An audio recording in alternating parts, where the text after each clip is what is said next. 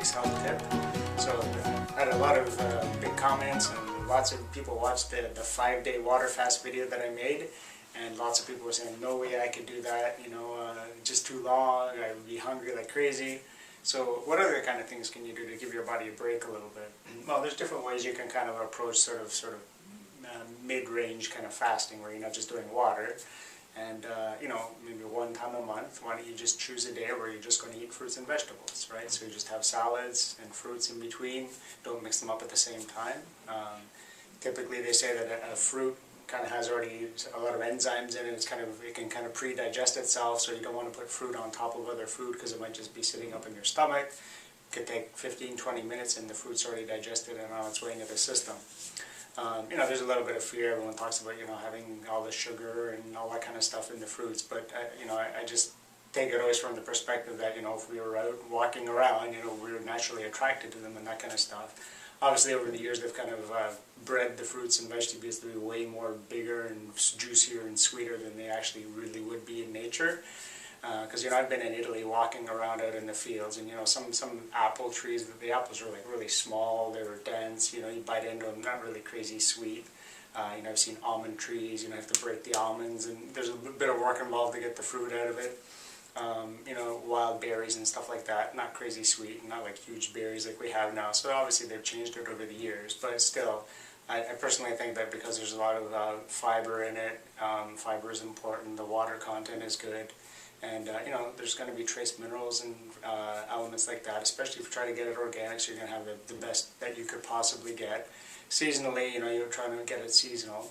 But let's say you choose a day that you're just going to have fruits and vegetables, for example. That'll give your system a bit of a rest and kind of give you some roughage and a lot of high water content, but you're not burdening it with trying to digest a piece of meat or something like that.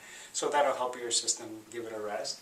You could just try to do a fruit day, maybe over the course of a whole day, just have 5 or 6 different fruits spread out over a couple of hours, and that's all you eat.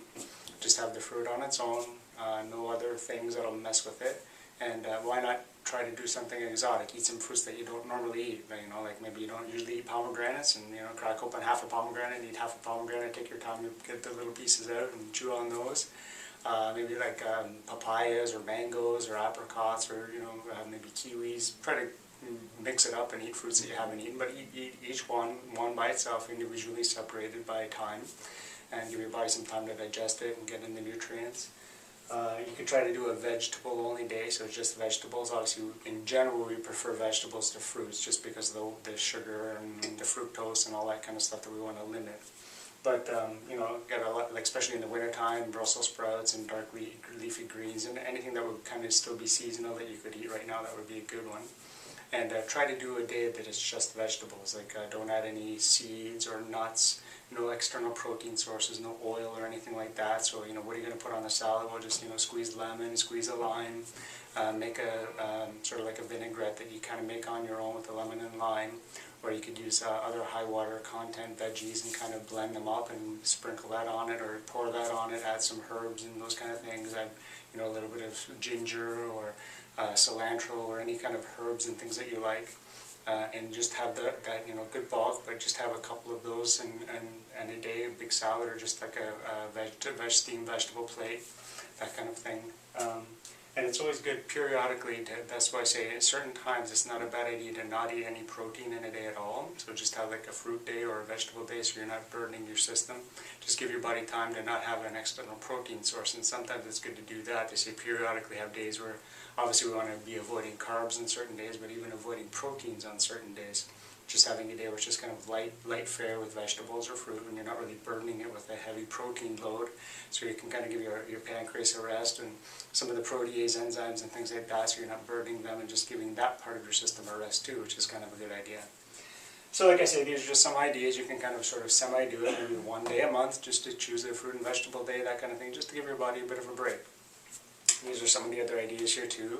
And, and try, and just push your body a little bit. Say, okay, I'm going to see if I can go, try to do the intermittent fasting and push your breakfast out a couple of hours each time.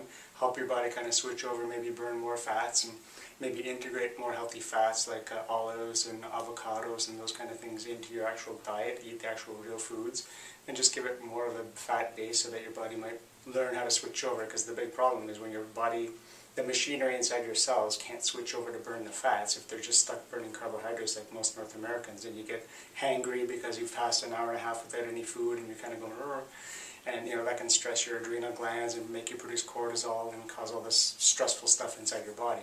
So you're just going to slowly challenge your body, do a day like this. You're still eating food, but just going to push it out and push your body a little bit and see what you can do with that. And you might notice some big benefits with your body. So that's your health tip for this week. Take some time, give your body some fruit day or a vegetable day or a fruit and vegetable day. Just do that sort of thing as a fast 1 or 2 days a month, and just give your body a bit of a break and help with more in vitamins and minerals and trace minerals and high water content foods. Get that in there and see if that helps you out a little bit.